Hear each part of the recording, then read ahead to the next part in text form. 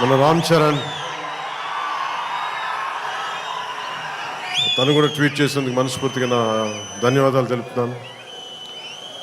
అలాగే పెద్ద దర్శకులు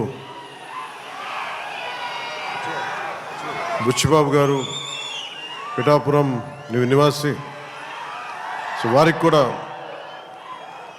మనస్ఫూర్తిగా నా ధన్యవాదాలు తెలుపుతాను. సినిమా స్టార్ట్ చేసేటప్పుడు ఎప్పుడు కూడా చాలా అద్భుతంగా రావాలి, 10 మందికి డబ్బులు రావాలని ప్రయత్నం చేస్తూ ఉంటాం. స్టార్ట్ చేసే ప్రాసెస్లో చాలా అడ్డంకులు ఎదుర్కొంటాం, చాలా ఇబ్బందులు ఎదుర్కొంటాం, చాలా కష్టాలు ఎదుర్కొంటాం. ఒకసారి సినిమా విజయం సాధించి కొంచెం అడ్డు అందరికి ఇబ్బందిగా ఉంది, కొంచెం మీరు దయచేసి పక్కన కొంచెం పక్కన. సినిమా విజయం సాధించాలని అందరం పనిచేస్తాం.